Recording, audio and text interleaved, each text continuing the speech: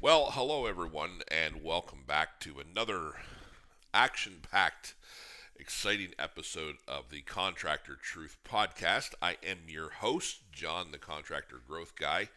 And for starters, as always, thank you for listening. I know I say this every time, and it's beginning to sound like a habit, but it's a good habit, and I still mean it. I mean it as much as I meant it the first time, maybe even more so now. And I certainly appreciate you being here listening, whether you're driving in your truck to a job site or eating lunch or whatever you happen to be doing. Thanks for taking part of your day and spending it with me. I really appreciate it. Now, I have to say, I reflect a lot. I'm a fairly analytical person. Those of you that know me know this. And that probably bodes well for me for what I'm engaged in here. But I do reflect a lot. And one of the things that I have really come to appreciate about this whole podcast um, exercise for me, as I see it, is that it gives me and my audience an opportunity to kind of step back from the day to day minutia and grind and look at the bigger picture. And I think that is so incredibly important because I don't know about you, but I think it's very easy for us to get stuck in that day to day. We're focused on today's estimate, this week's schedule, next month's payroll, or getting another project sold or finished across the finish line. And those things are all necessary. They're part of the operational side of keeping a business moving. But every once in a while, it's healthy to kind of lift our heads up and ask bigger questions. And that's really what today's episode is going to be about. I want to talk about really this question: where is our industry actually going? What does the future look like? What are the trends? Where are we going to be 10, 12 years from now? That type of thing. Because it is a very practical thing. I've often said it that what we expect is coming, what we know to be coming, determines our decisions today. Okay, and I think that's very true. If you think about that principle in whatever sphere of life you have, what you're aware of is coming affects your decisions today. So the big picture, the forward thinking, if you're not forward thinking, you're going to be making decisions based on today and tomorrow only, and you're not going to be thinking about the future. And that's really what we want to do today, is to look forward into the future, because whether we like it or not, we live in a state of constant change. And it's true in the construction industry. I don't care if you're an electrician, a plumber, an HVAC guy, a deck builder, a landscaper, a home builder. Everything is changing. The tools we use are changing. The customers are changing. The demographics changing. The homes that we're building and maintaining, those are changing. Technology is changing faster than most of us ever imagined that it would. The way people buy has changed and is continuing to change. The way that customers research contractors has changed. The expectations that they have before they ever pick up the phone, those have changed. And I think we're just getting started, to be honest.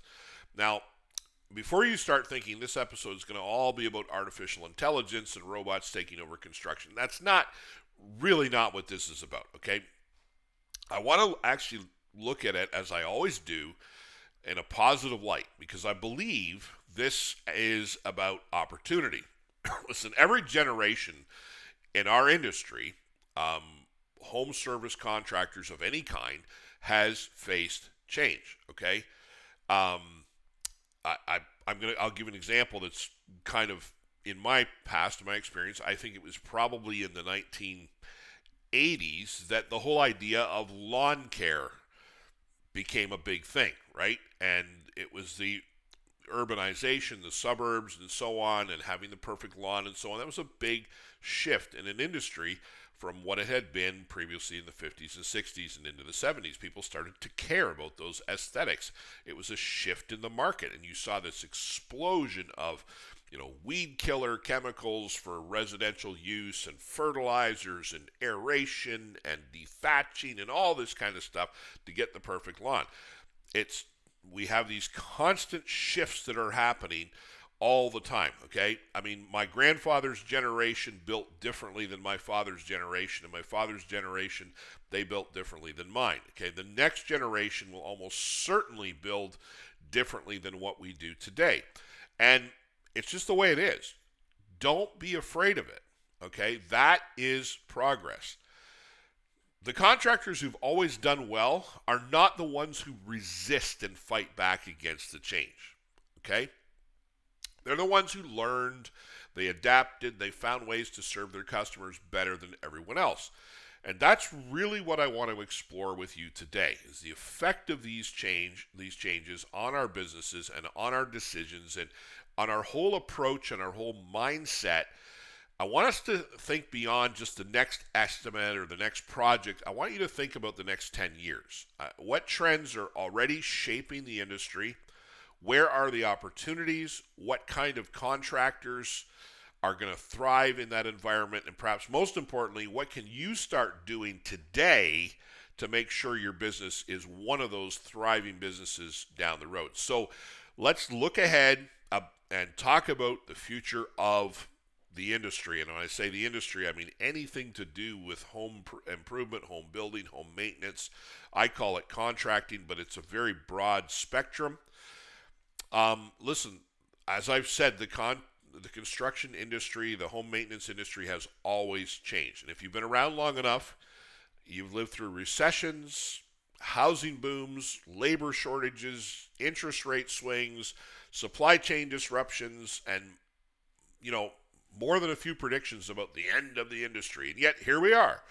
People still need homes. Buildings still need to be repaired. Roofs still leak.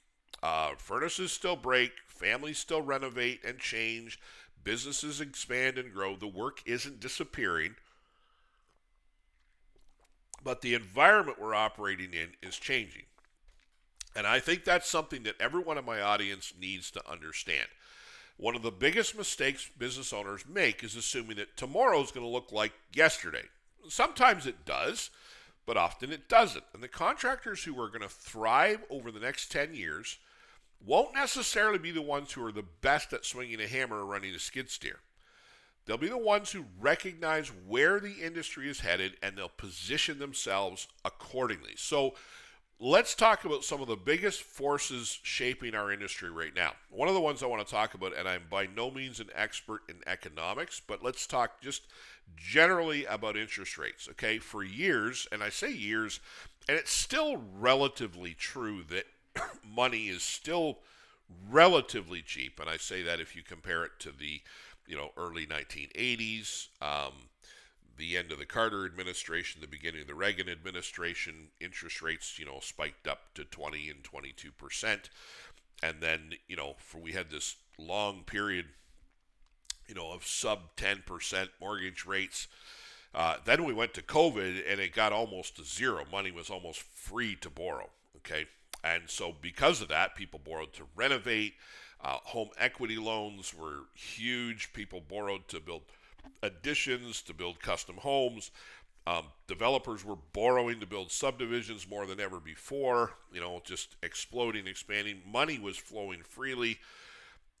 Commercial builders were borrowing to finance projects. Borrowing costs go up. People, whatever you are, whether you're a commercial developer, whether you're a private homeowner, everybody becomes more cautious, right? And we've seen this, projects getting delayed. And I would say this is probably true the world over. It's certainly true in most of North America. I think I can generalize, delayed projects, customers wanting more estimates, people spending more time thinking before signing a contract. The times just, the funnel gets longer. That's not because they suddenly don't want the renovation. It's because financing has become more expensive. Maybe they need more time to save, so they have to borrow less. Uncertainty is a killer for markets. It makes people hesitate, and I hear contractors say nobody wants to spend money anymore, and I don't believe that. People are still spending money. They're simply becoming more intentional about where they spend it. What that means is, for us, that trust matters more than it ever. Okay, and the contractor who is building confidence is going to win over the contractor who's simply the cheapest. So there's an opportunity in that. Then there's housing affordability. Now, this is becoming one of the defining issues. This is becoming a huge political issue in both Canada and the United States. I can't speak for my audience in Europe and in Australia as much on this, but I think it's probably true there too. For many young families and young couples and young people starting out, buying your first home feels further away than it did a generation ago. Dramatically further away, okay? I have kids in that age bracket.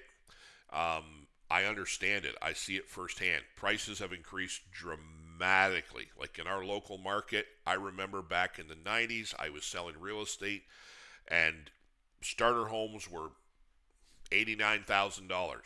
Starter homes now are $299,000. Okay, that's a huge increase just in a generation, which is roughly what that is. Okay, so obviously mortgage payments have increased, down payments have increased, and wages haven't increased nearly that much. But that changes the kind of projects that homeowners are willing to invest in.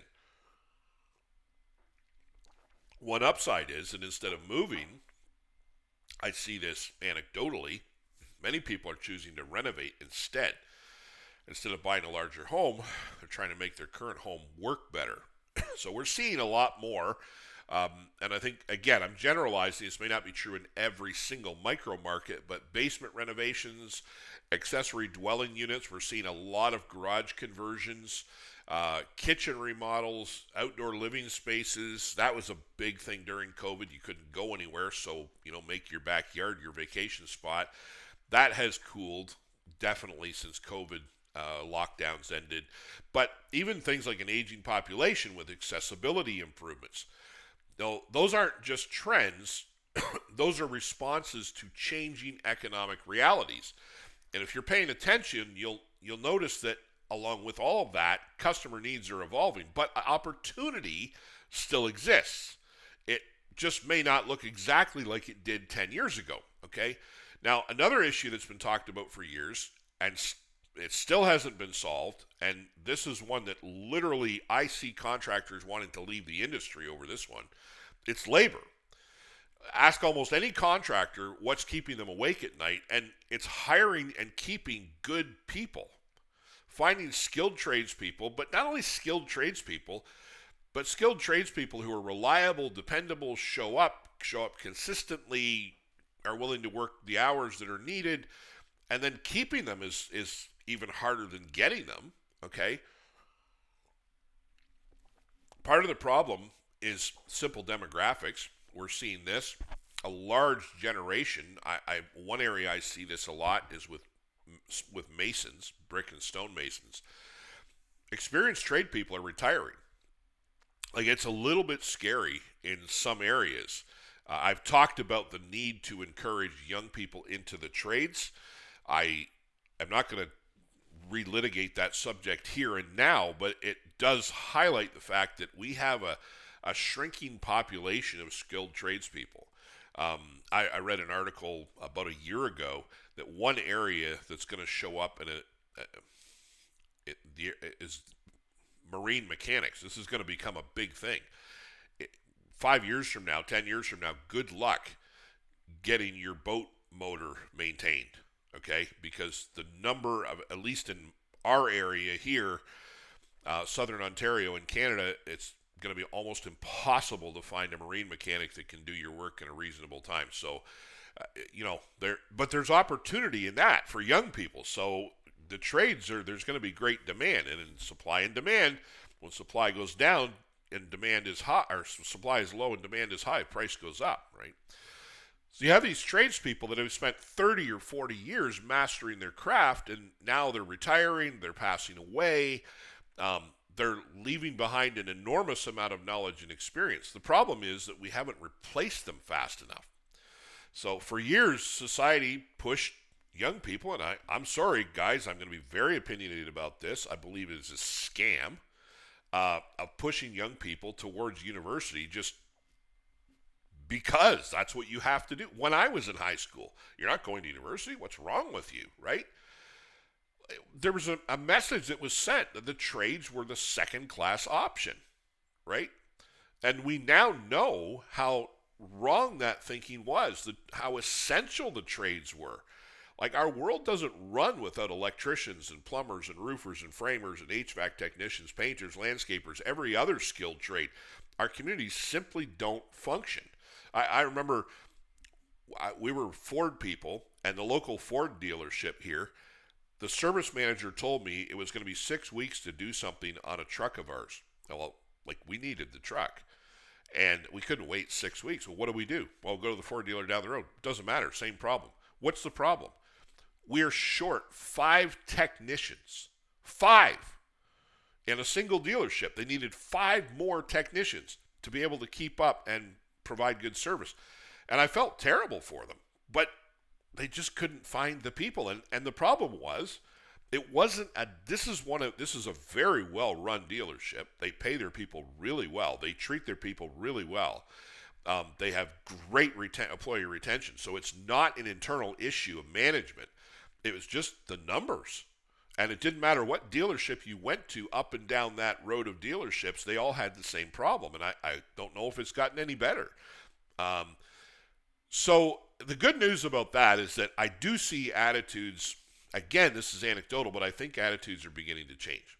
More young people are recognizing that skilled trades offer outstanding careers. Government, schools, industry organizations are starting to invest more in this, but it's going to take time. So in the meantime, competition for those skilled workers is intense, okay, and that's likely to remain that way for a few years. So that means that contractors are going to have to become better employers. Higher wages matter. Culture, and that's to the generation now, workplace culture is almost superseding wages in terms of importance. Leadership within the company, training within the company, just courtesy and respect and communication. People don't just leave jobs, they leave poor leadership, okay? Another factor, and this is a touchy subject, and again, we don't do politics here, but we have to face this and we have to talk about this. Another factor that's shaping our industry is immigration. Across North America, immigration plays a very important role in population growth. It always has. The entire continent's built on immigration, okay? But it's put a huge pressure on housing demand. I remember saying this 4 or 5 years ago here in Canada, that what was driving housing prices was immigration, and everybody argued with me about this until the Canadian Real Estate Association published a study that said the number one factor affecting the housing shortage was immigration levels. So I felt vindicated by that, and I love sharing that story because, I called it. And it wasn't hard to see. I couldn't believe that I was getting arguments about it. I think probably it sounded politically incorrect, and it doesn't mean anti-immigrant. It just means we have to sustain these levels of immigration. The fact is, more people means more people need places to live. More families need schools. More communities need infrastructure. More businesses need commercial space. All of that creates opportunity for construction. So, and in some ways, immigration is also helping, and I say I'm cautious about this because I don't think we're the only place in the world that has kind of treated trades like a second-class career. Immigration in some areas, depending on the ethnic backgrounds, is sometimes helping address labor shortages, bringing skilled workers into the trades. Is it going to solve every labor problem? No, it's not. Because, and again, I don't want to get into breaking down my view on which countries are giving us the best skilled tradespeople, because I haven't studied that. I'm not an expert on that. And I don't want to give my opinion because it's basically unvetted and I haven't thought that through. But I can tell you this, it's not a silver bullet, okay? It's going to remain an important part of the conversation, at least for the next decade, okay? So then there are your customers. And I think they've changed more over the last 5 years. than many contractors realize. Think about how people make buying decisions today. Okay, so, and this is something that if I'm talking to older contractors here and you've been at it a while, you might be stuck in old thinking. So I want to jolt you out of that. This is how people make buying decisions today, generally speaking. Before they call you, they've checked you out. Okay? They've read your Google reviews. They've been on your website. They've been to your Facebook page. They've looked at your Instagram. They've probably watched a few of your videos. Maybe they've asked for recommendations in a local Facebook group. They've done their homework. In other words, customers are more informed than they've ever been because they have more access to information. So they're comparing companies now. They're reading reviews. They're watching videos. They're looking for signs of professionalism and trust. So they're researching your reputation long before you ever shake their hand at a consult. Okay, and that's why marketing today is so much more than advertising. It's so much about building trust before the conversation ever happens. So the contractor who consistently is educating and communicating and demonstrating expertise has a tremendous advantage over the contractor who's invisible online or minimally online. And here's what all these trends have in common, okay? This is the bad news. None of them are within your control. Think about it. You don't control interest rates or inflation, okay? You have no control over that. You can't control housing prices. You obviously can't control government immigration policy. You can't control demographics, okay? You can't control what the economy is doing year over year. But what you can control is how you respond to it. You control whether you continue learning, whether you adapt to changing market conditions. You control whether you improve your marketing, whether you strengthen your sales process, whether you build a better customer experience, and position your business for the opportunities that are coming.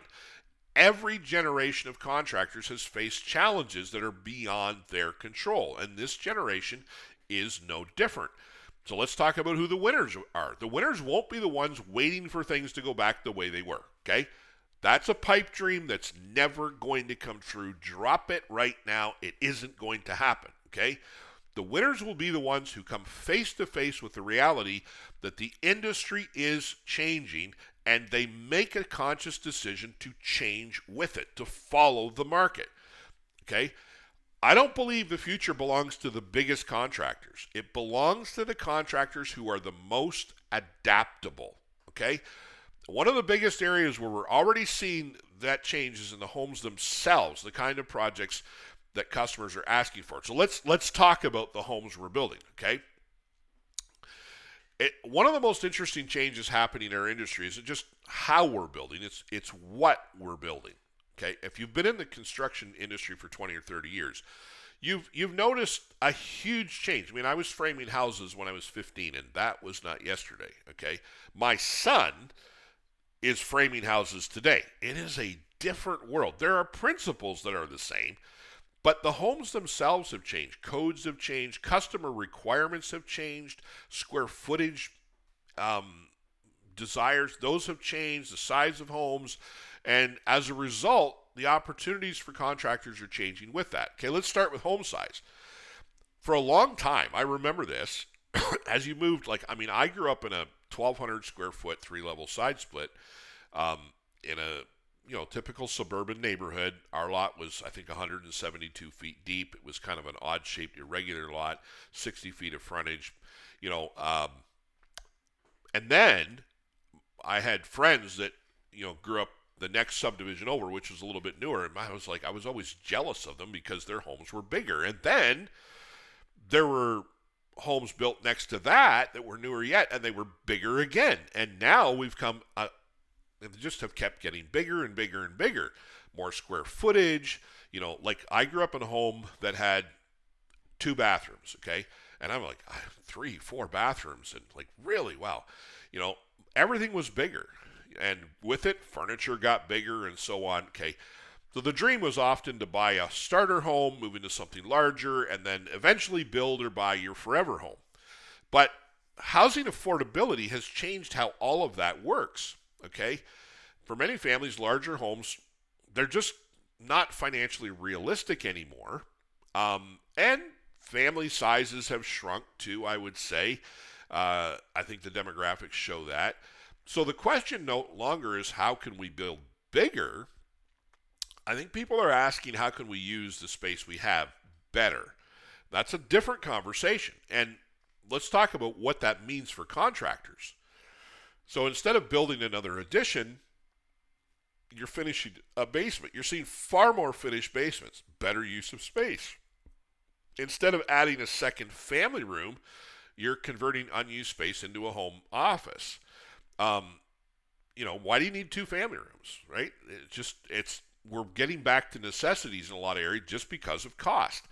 And instead of moving, there's a lot of remodeling happening. Instead of upsizing, there's a lot more optimization of existing space. And I think there's a huge opportunity in that. People still want better homes. They just need those homes to work smarter instead of merely being larger. Then there's the whole idea of multifamily housing. And this is a huge trend, okay? And I see it's multi-jurisdictional. It's not just Ontario. It's not just Toronto. It's not just Vancouver. It's not just Chicago. It's everywhere. I see this traveling across the country. Doesn't matter where I go, if I'm in the South or the Midwest. Duplexes, townhomes, luxury condominiums. Those were the kind of thing for people who were retirees, seniors, and so on. That was a big thing. That's still a thing, but not as big as it was perhaps 15 years ago. But apartment buildings, we're seeing more density than ever before. A lot of that is affordability. A lot of it's population growth. And a lot of it's just the fact that land has gotten so expensive. So this creates opportunities for a whole wide range of trades. Okay, it changes roofing and drywall and HVAC and flooring and there's more of it in many, many ways. Our population is growing, whether you're in the U.S. or in Canada. Doesn't matter. Again, I can't speak for Europe, but I think it's probably true there too. Commercial contractors are already seeing a lot of this shift. Okay, but residential contractors, okay, pay attention. As communities become denser, the types of projects, the types of housing, remember everything we do is driven by housing, the types of projects available start changing, okay? Another trend that I don't think is talked about enough is that North America's housing stock is aging, okay? You drive through almost any established neighborhood and you ask yourself a simple question. How old are these homes? 40, 50, 60? Like a lot of homes that we would have thought, in my teen years, oh, these are newer homes. They're now like 30, get pushing 40 years old, right? And they were newer homes at the time. We don't build houses, by the way, for my European audience, if you're not aware of this, we don't build houses to last the way that Europeans built them in the past. I mean, there are homes in England that are 400 years old and they have probably hundreds of years left in them. It's just the way they built them. But in North America, we don't build houses to last 300 years, okay? Houses age just like people do. Roofs wear out, windows fail, insulation becomes outdated, electrical systems need upgrading, plumbing eventually reaches the end of its useful life, driveways crack, siding fades, decks deteriorate. The older our housing stock becomes, the more work is needed to either replace it or repurpose it. And that's one of the reasons I'm so optimistic about the future of trades as well. That even if new housing construction slows from time to time, the existing homes are going to continue to need maintenance, continue to need repairs, continue to need improvements, and someone has to do that work. And I don't see that changing anytime soon. Another area, and this is demographic based as well, is the importance of accessibility. North America is aging. People are living longer and they're staying in their homes longer. They don't want to go to the nursing home. Their parents did that and it was a prison sentence and they don't want that. So they're making changes. Walk-in showers, grab bars, wider doorways, ramps, single floor living, better lighting, safer stairways. Those aren't glamour projects. They're meaningful. They're helping people stay independent. Live an independent lifestyle. You're allowing your grandparents to remain in the homes where they raised their families, and that's rewarding work. There's a there's a warmth and emotion to that, right?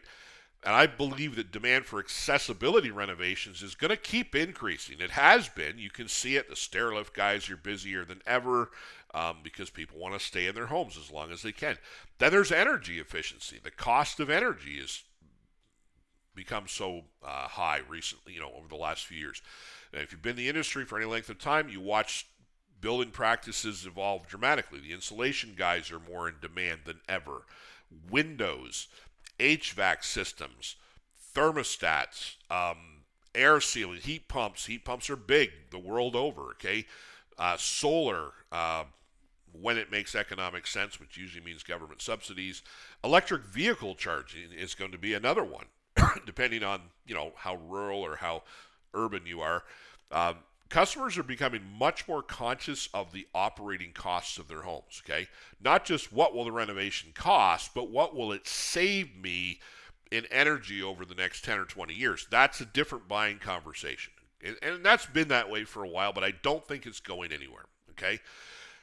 It shifts the discussion away from simply comparing prices toward discussing long-term value. Contractors who understand those conversations, they're going to have a significant advantage because today's customers, they're not always looking for the cheapest option. They're looking for the smartest long-term investment. Now, here's what ties all of these trends together. And I'm just giving you my perspective. Keep that in mind. I'm not an economist. This is not I think these are things that we can all observe. And I think most of you listening to this will listen to what I say and say, yeah, okay, the guy's not, he's not a deep student of this, but he's got eyes in his head and he's paying attention to the market. And you can see the same thing, okay? Well, what is it that ties all of these trends together? This is where I see the positivity in all this. None of them eliminate opportunities. It changes the opportunities. It changes where the opportunities are. I hear contractors say, the industry is changing. They're right, it is. But it doesn't mean decline. It means change. It means that demand is moving, not lessening. And the contractors who struggle are often the ones trying to build yesterday's business in tomorrow's market. The contractors who thrive are the ones asking better questions. What are homeowners asking for today? What problems are they trying to solve? Where is the demand increasing? How can I position my business to meet those needs? Those are the businesses that continue growing regardless of what the headlines say. Because while the homes we're building are changing, the biggest change isn't happening to the buildings, it's happening in the businesses themselves. I think the industry is beginning to split, by the way, into two very different kinds of contractors. And I can see this in my coaching practice. I can see this in my communication with contractors on a daily basis. Okay, we're going to talk about that next. But as we always do here, I have to make a shameless attempt to make a living at doing this. So here it is. Everything we've been talking about today, the future of the industry, technology, customer expectations, systems, marketing, pricing, it really comes down to one question. Are you intentionally preparing your business for the future, or are you hoping you'll somehow figure it out when you get there? Now, that is exactly why I created the Contractor Authority training system. This is a growing organism of training materials designed for contractors to make their businesses better. I keep meeting incredible contractors who are amazing at their trade, but they feel completely overwhelmed with the business side of things. I'd love to be able to coach these guys. I'd love to be able to spend, but there's too many of them to be able to do that one-on-one, and it's too expensive to do that, so I built, and I'm building, I say building, I have built a substantial amount, but there's much, much more that's coming. I built a training system because nobody has ever taught you guys sales. You haven't gone to a class for marketing.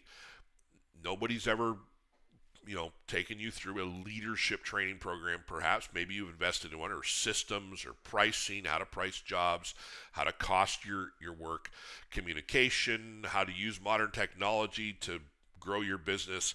So you're trying to figure all this out on your own.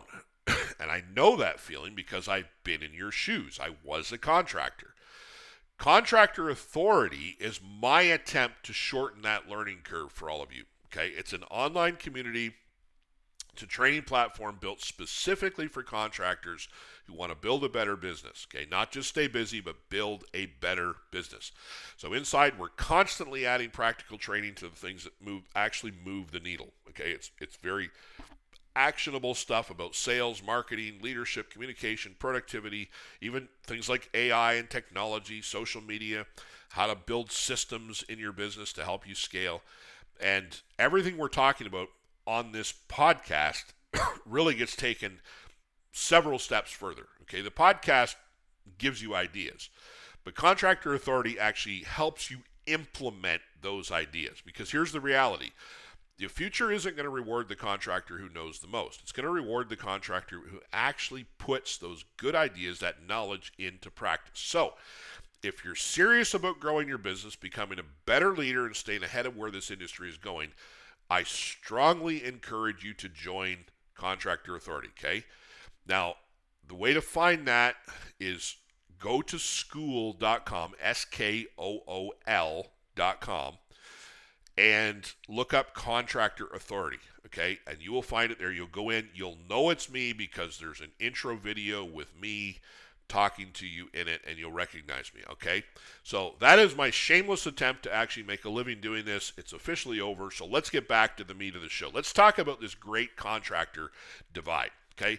There's a trend I've been noticing over the past few years. I honestly believe it's one of the biggest shifts happening in the industry. It's this contractor divide. I don't think contractors are all moving in the same direction anymore. I think the industry may be splitting into two very different groups, okay? It's not residential versus commercial. It's not large companies versus small companies. It's not about old contractors versus young contractors. It's about mindset. One group is building businesses for the future. The other is trying to survive doing the things the way they've always been done. Every year, that gap between those two groups gets a little bit wider. So let's talk about the first group. Okay, these are the contractors who are investing in systems. They don't want to answer every phone call forever, okay? They don't want to personally solve every problem. They understand that if the business can't function without them, they don't own a business, they own a very demanding job. So they document processes, they build systems, they train people, they scale, they delegate responsibility, and they think about scalability all the time. They're not just simply trying to get through another busy week. They're planning long term. They're investing in their brand. Now, 20 years ago, a contractor could survive almost entirely on referrals. And I still encounter contractors who do this. I think that's the most risky strategy ever. And I see more and more contractors reaching out to me saying, John, I've done that. It's not working anymore. Okay? Today, customers expect more. They're going to Google you. They're going to read reviews. They're going to visit your website. They're going to check out your social media. They're going to watch your videos and reels on social media. Your reputation now exists long before you ever arrive at that customer's front door, okay? The contractors who understand branding are not trying to become internet celebrities. That's not what it's about. They're simply making it easier for customers to trust them, and that's what a brand really is. It's trust at scale. Then there's marketing, okay? The future contractor is not waiting for the phone to ring. They're creating opportunities. They're being outside, they're thinking outside the box. They're constantly educating and posting and networking and following up and building relationships and staying visible. Not because they just love social media, but because they understand something incredibly important. If people don't know you exist, they can't hire you. The same thing applies to pricing, okay? The contractors building strong businesses, they're not obsessed with being the cheapest, okay? They're obsessed with delivering good value and getting paid well for it. They know exactly who they want to work for. They know what makes them different. They understand and they know their numbers, and they're confident enough to charge accordingly. And they're not afraid to walk away from the table if customers don't appreciate their value. They're building premium businesses because they know that premium businesses can invest more in their people, in their equipment, in their customer service, their long-term growth. Then there's technology.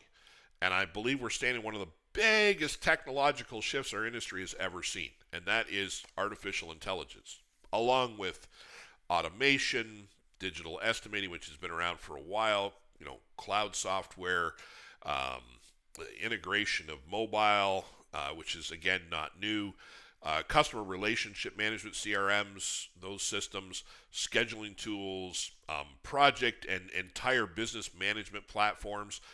The contractors embracing these tools, they're not replacing people. They're multiplying what people can accomplish. Now, think about it. If AI can help you write emails and summarize meetings and create marketing content, draft estimates, answer customer questions, analyze your numbers, generate ideas, why would you not be using it? It's like hiring another employee who never sleeps. They're always available. See, technology is not replacing great contractors. It's giving great contractors tremendous leverage. Now, let's look at the other side of the divide. Still contractors who are almost waiting on referrals. If the phone rings, business is good. If it doesn't, blame the economy, right? They have no marketing plan. Their strategy is hope. They're still competing almost entirely on price. They're never asking, hey, how can I be more valuable? They're asking, how low do I have to go to win this job? They're writing estimates on paper, basic spreadsheets, because that's how they've always done it. Customer information lives in their memory. Follow-up depends on whether they remember to make the call. Their business is completely reactive. Every day feels like putting out fires. Every week feels unpredictable. Every month feels like starting over. Now, before anyone gets offended, let me say something important. This is not about criticizing anyone. I think there are people listening to this that at the first thought you were in the first category. Now you realize that what you're actually doing day to day fits more into the second category. Every one of us has areas that we need to improve. I do in my business, right? The question isn't whether you're perfect or you have it all figured out. It's whether or not you're moving forward and taking the right steps. Are you learning? Are you adapting? Are you building a better business today than you had yesterday? Because the contractors who keep improving, even in small ways, are the ones who will eventually separate themselves from the competition, okay? And what concerns me is this, that the gap between these groups is not staying the same, it's growing. Because every year technology gets better, every year customer expectations increase. Think about where the 25-year-olds today are in their understanding of technology. That's who you're going to be selling to 10, 15 years down the road. Okay, and if you plan to be around that long, you better get ready. Every year marketing becomes more important. Data becomes more valuable. Systems become more necessary. And every year, the businesses that refuse to adapt are going to fall a little further behind. The good news, this isn't about the size of your business. You don't need 20 employees to build systems. You don't need a multi-million-dollar marketing budget to build a brand. You don't need to be a technology expert to start using AI on a daily basis. You don't need 10 trucks on the road to charge premium prices. You simply need a willingness to improve, to learn, to embrace change instead of fearing it. So, who wins? The contractor who's always learning, who's willing to invest in themselves before they invest in another truck. The contractor who treats marketing as an investment instead of an expense. The contractor who embraces technology instead of resisting it. The contractor who's building systems instead of depending on just their memory. The contractor who competes on value instead of price. Those are the businesses that are going to dominate over the next decade. Not because they're lucky, they'll be lucky, because they're prepared. And if you really want to understand where all of this is leading, you have to ask an even bigger question. What does the successful contractor of 2035 actually look like? So let's imagine it. I want to finish the episode this way. Okay, let's take a trip into the future. Not 50 years from now, not even 20. Let's go 10 years ahead. Let's imagine what this average successful contractor might look like in 2035. Okay, now, before you get visions of, flying cars, where we're going, we don't need roads, that famous line from Christopher Lloyd in Back to the Future. Okay, I'm not talking about that kind of thing. Okay, if I told you 20 years ago that nearly pretty much every customer you talk to today would carry a computer in their pocket, you'd like shaking your head, okay? That homeowners would choose contractors based on Google reviews, or that you'd be able to sign contracts electronically, or that you could measure a roof with satellite imagery. You wouldn't even have to go on site to quote a roof, okay? That artificial intelligence could write emails and build marketing campaigns and summarize meetings in a matter of seconds. You probably would have thought they were nuts to suggest that, but here we are. And technology has always moved faster than we expect. And I don't have any reason to believe that it's slowing down. I believe it's accelerating. So what does the contractor of 2035 look like? It's It's going to be hard to imagine. I'm probably not going to get this right, but it's a good exercise to go through. I don't think they're going to work harder. I think they're going to work differently. Let's start in the office, or maybe I should say virtual office. I think AI is already becoming like an office assistant for every contractor. Like imagine finishing a customer meeting, instead of sitting in your truck for 20 minutes trying to remember everything that was discussed, your AI assistant has already summarized the meeting, organized your notes, created your follow-up email, and added reminders to your calendar. I'll give a personal example. I offer a $49, yeah, it's way too cheap, but a $49 assessment for contractors. It involves 2 Zoom calls, usually about a half hour each. The first one is to ask a lot of questions. The second one is to review my recommendations. I don't write a single note in that Zoom call, not one. But in 5 minutes after the call, I have a full recap of the call, okay? And from there, I develop my recommendations. The reason I can get away with charging $49 is because I use AI to help me with those recommendations. Now, I argue with it. I use my brain. I don't outsource my thinking, but it speeds it up. It accelerates it, okay? And the best thing is I get to focus on the customer. And it's great. It's fantastic. Now, I couldn't have done that 5 years ago. I couldn't have done it. I couldn't have done what I'm doing at scale without the use of artificial intelligence, okay? So, customer, I do this too. Customer emails with a question. AI drafts a professional response within seconds, okay? You receive an inquiry through your website. AI qualifies the lead before you ever pick up the phone. Your bookkeeping software flags unusual expenses. Your scheduling software automatically reorganizes jobs when bad weather moves in. Your CRM reminds you that it's been 6 months since you followed up with one of your best commercial clients. None of that replaces you. It simply removes the repetitive work that steals your time.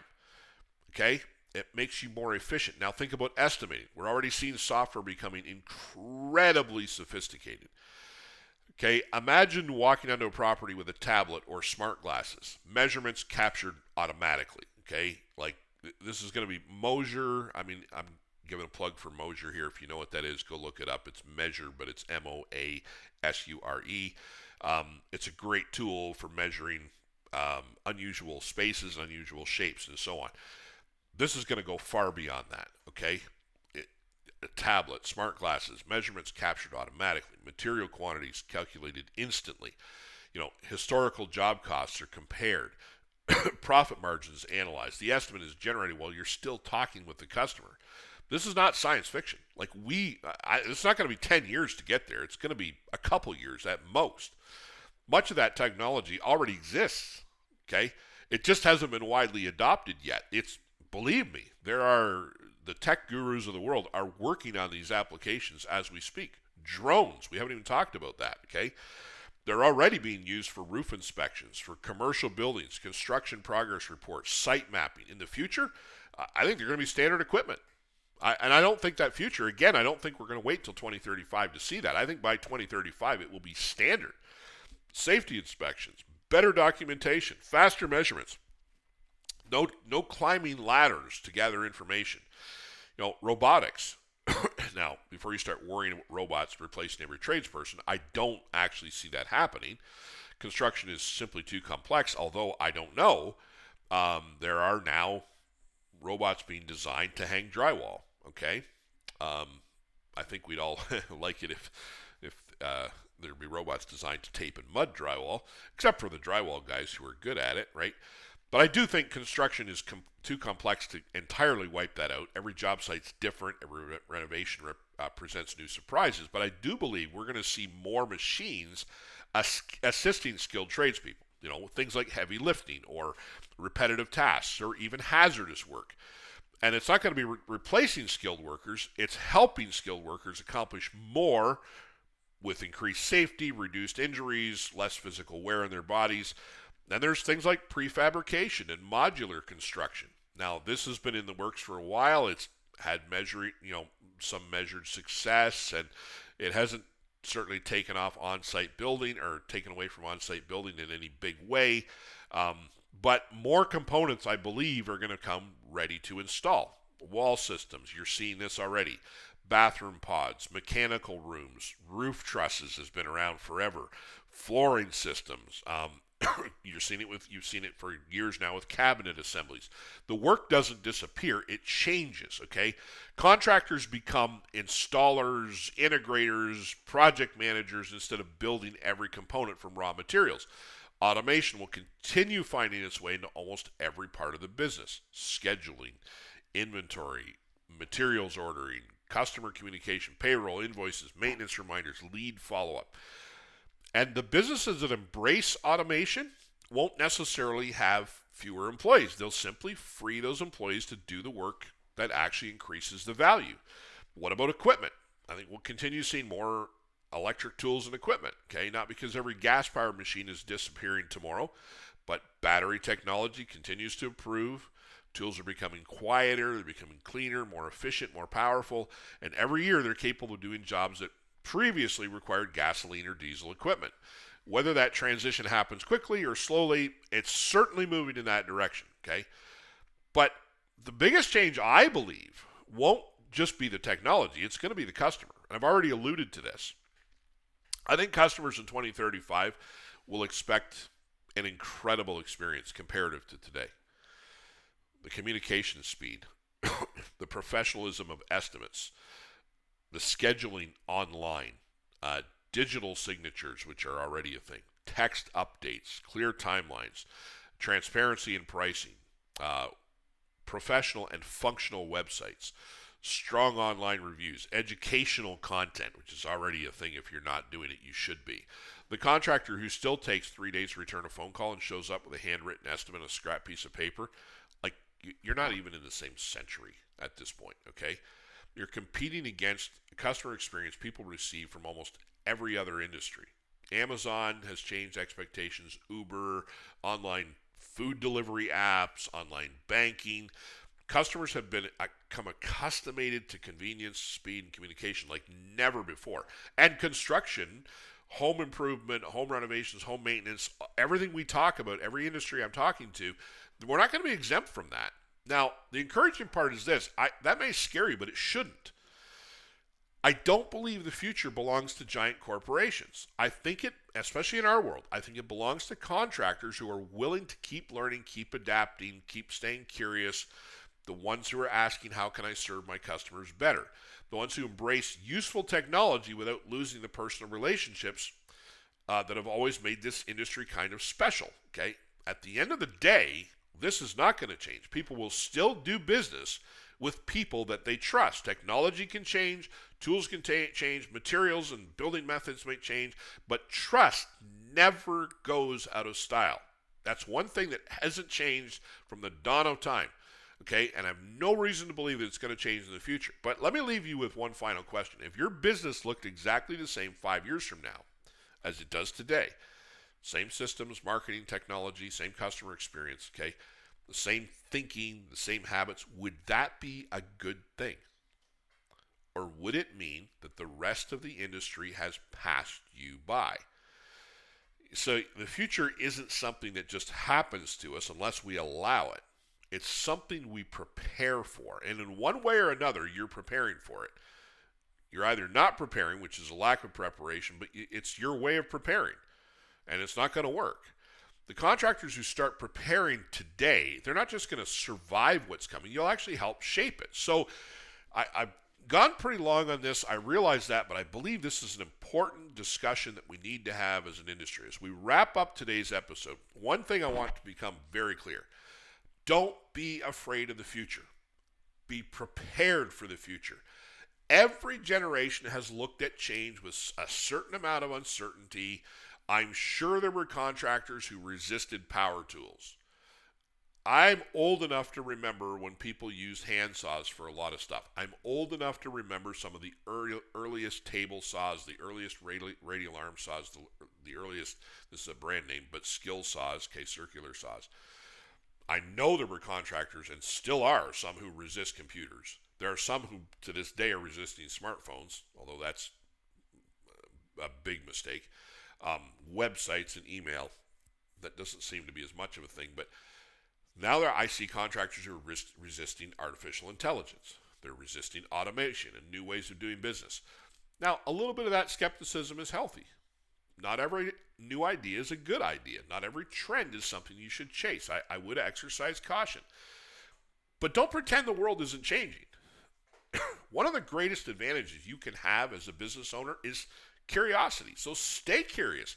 Ask questions, learn the skills, experiment with technology, read books, listen to podcasts, especially good ones like this. A little plug, shameless again. Attend conferences, talk to other successful contractors. Be careful which ones you listen to. Make sure they're actually successful. Invest in yourself because your business won't outgrow you. And if you're growing, there's a good chance your business will grow with you. If you stop learning, your business will eventually stop growing too. The encouraging thing is this. You don't have to reinvent your business overnight. You don't have to become an AI expert tomorrow. You don't need to completely overhaul everything you built. You just need to commit to getting a little bit better every day. One new system, one new habit, one new piece of technology, one improvement to your customer experience, one better way of communicating. Small improvements repeated consistently over time have a remarkable way of producing extraordinary results. And maybe that's the biggest takeaway from today's episode. You see, the future, it's not going to belong to the biggest contractor. It isn't even going to belong to the contractor with the most trucks, or it's going to belong to the contractor who never stops learning. And that's always been true. The ones who are willing to adapt, the ones who embrace change without losing the values, those time-tested, proven values that made them successful in the first place. Because at the end of the day, every business, including our industry, construction, home improvement, home service, it's still a people business. Customers want honesty. They want quality. They still want someone who shows up and communicates well and does what they promised and stands behind their work. Technology will not replace those things. It will simply give the best contractors new ways to deliver them. So here's my challenge for you. Don't just ask yourself where your business will be in 5 years from now. Ask yourself who you'll have to become to build the business you want 5 years from now. Those are two very different questions. One is about predicting the future. The other is about preparing for it. As always, thanks for listening, everybody. I truly appreciate every listen, every follower, every message I get. And please do message me, by the way. I love hearing from you all. Every review, every contractor who shares this podcast with someone else in the industry. My hope is that these conversations don't just make you think. I really want you to be able to build a stronger business, to become a better leader, create the kind of life that you started this journey for in the first place. And until next time, guys, everybody, guys, girls alike, keep learning, keep improving, keep serving your customers well, keep building your business, and build a business that's ready for whatever the future is going to bring. Listen, God bless you, and I'll talk to you in the next episode.